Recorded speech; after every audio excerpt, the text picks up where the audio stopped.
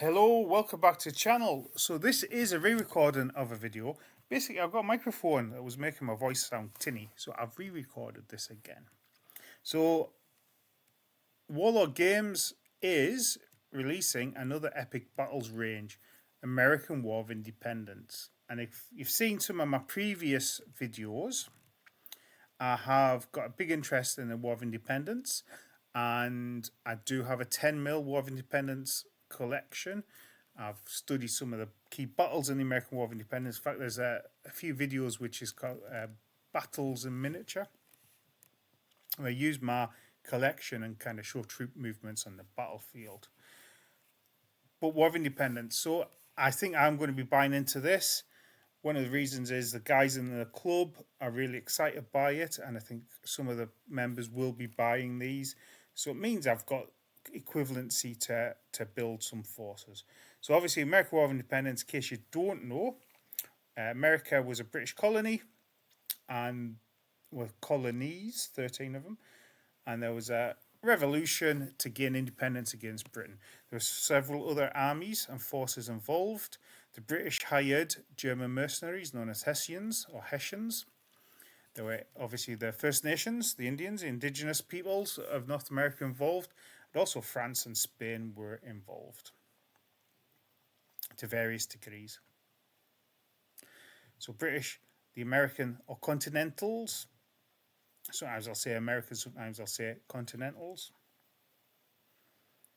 But yeah, lovely looking miniatures, as you'd expect. A nice wee vignette here of British Grenadiers fighting off against American riflemen. So that's one of the endearing images of the Americans skirmishing and fighting the British. Actually, the British were quite adaptable during the conflict.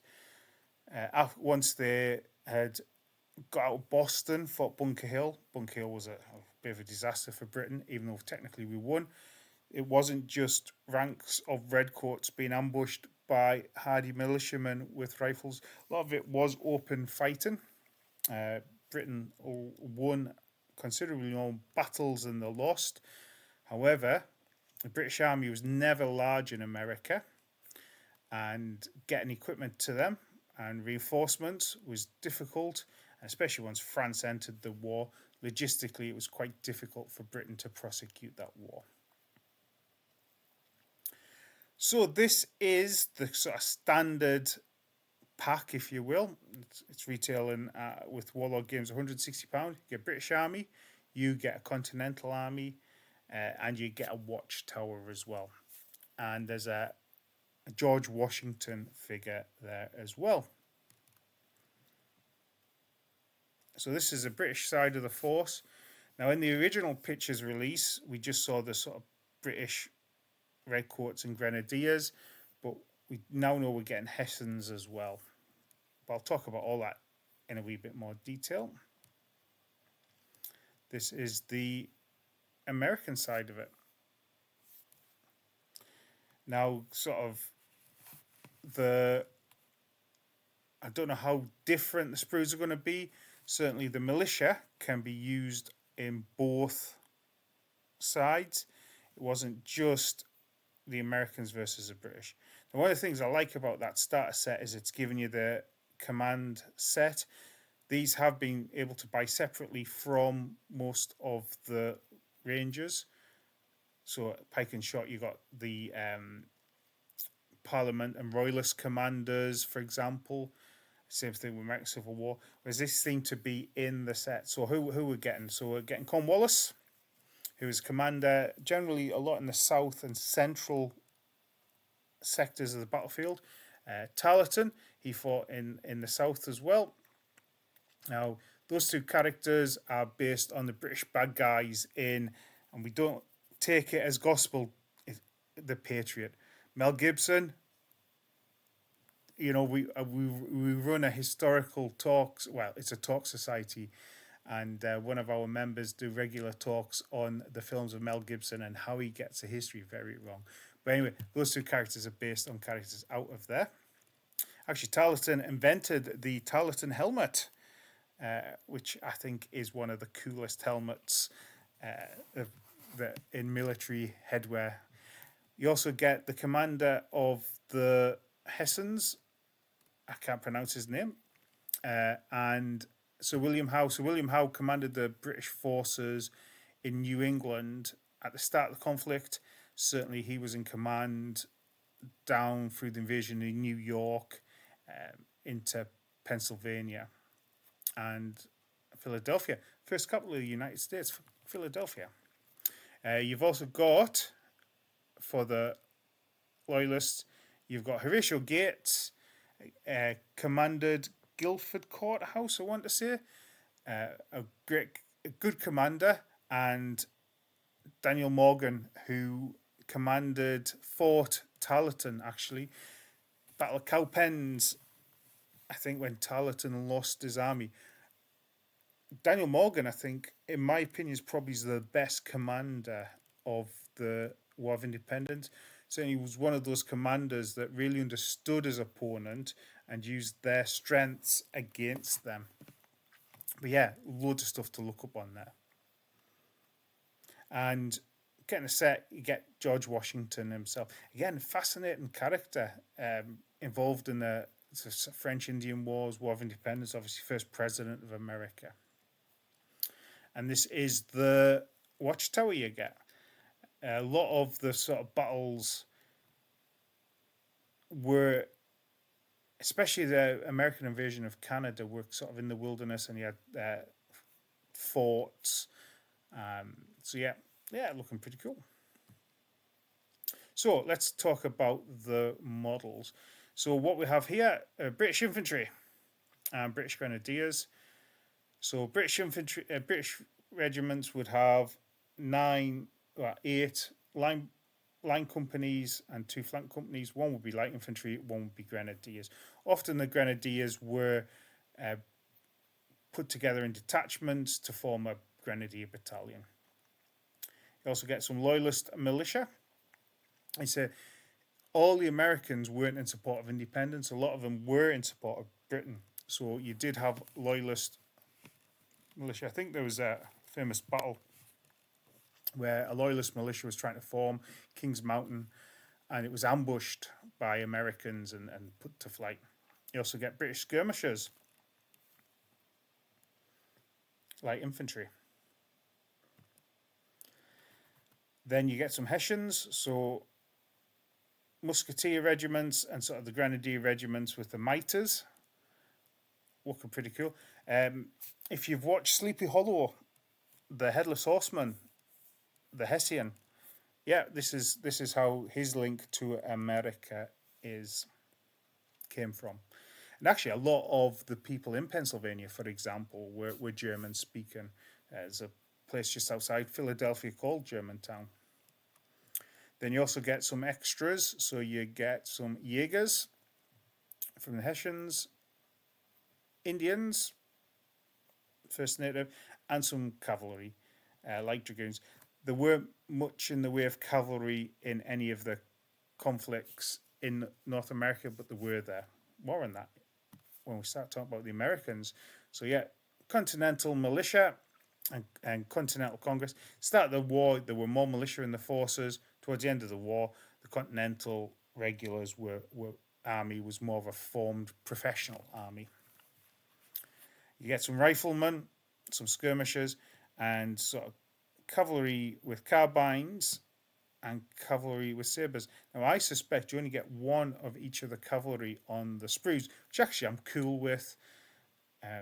Like I say, there wasn't much in the way of cavalry, and maybe there'll be like a wee cavalry supplement thing that Warlord will do in the future. But the poses, if they were just kind of face-on cavalry, I'd be a bit more happy with them. But the poses, especially those guys with carbines, where they're all kind of turned off to one side, just looks a bit odd. So yeah, you're also going to have some artillery. The artillery, pretty much same uniforms, same cannons, and then obviously some officers there as well. So I am pretty excited by it. I'm liking the look of the forces. I like the look of the models. Now this, I think, is the American starter army. Now, one thing to note is Warlord have set their sort of standard size unit at 4 bases. We've played a lot of epic battles, and even 4 bases create quite long units. So we've now reduced that to 3 bases. In fact, we've been doing that for quite some time. But 3 bases forms our unit, a standard size unit. That means that the colour party can be in the middle, which is a bit more aesthetically pleasing. The other thing it means is 3 for a standard unit, 2 for a small, 1 for a tiny, 4 for a large. You just look at how many bases, and that's how many dice you're going to roll, especially when you start getting formations where you got ad hoc line, where you might have 2 in the front, 1 at the back. It's just nice and easy to work out how many bases are firing. Also, because we tend to play big multiplayer games, speed is of the essence. We don't really use obscure target. If there's 3 bases, one standard's obscure, we just fire normally with the 2 bases that can see. So there is the Americans. And actually, looking at that, you're going to get 2, 4, 6 units of militia. You'll get a couple of stanzas spare militia, a couple of units of continentals there, some rifles. Like I say, I really want to see the sprue compositions to work out exactly what you're getting and what you'll be able to do with it. And that's the British, which also includes a couple of units of British line, so Hessian formations, grenadiers, militia.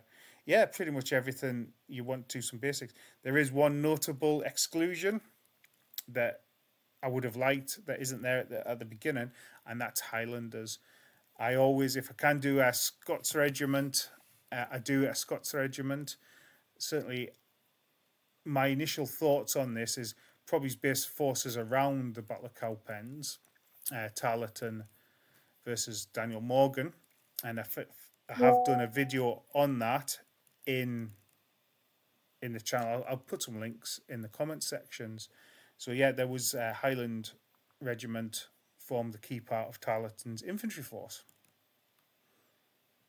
So this is, I think this is kind of like the British battalion, but like I said, it's not showing the cavalry on there, so I'm not quite knowing how all that's going to work. I think you're probably going to end up with 4 sprues, but exactly what's on the sprue, I don't know. And the American one as well. I say that looking at the American one, there's 4 commanders there, 4 cavalry, which suggests there's 1 commander and 1 each of the cavalry on. Probably be 1 artillery piece. We probably end up with 4 artillery pieces. There's 15 skirmish and riflemen there. Probably be an extra 1 for 16, might be 4 on a sprue, plus the infantry itself. But then, with the Hail Caesar one, I was surprised by the smaller Gallic sprue that threw my calculations out. So yeah, maybe let's just wait to see what happens. And this is the sort of Hessians, Grenadiers, and Indian sprue. So yeah, initial thoughts, like what I see. I think it's going to be good to get some more American War of Independence on the table, and roll on. It must be 2-3 months before this gets released, and yeah, lots to like. The other thing is Callistra do a War of Independence range, and we know the Callistra miniatures fitted really well with the American Civil War miniatures, so if there is a couple of extra poses and stuff we need, that could be a way to get them fitted in. Now, I do know the English Civil War pike and shot range, I think their figures are bigger than, only by a couple millimetre or 2, bigger than the ACW range.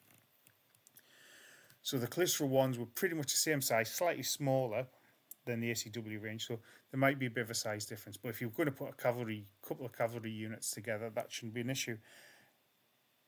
Anyway, that's going to be my next job. Go and order some figures from Callistra. But that's enough of me talking about this tonight. And I look forward to hearing your thoughts on it. So that's bye for now. Goodbye.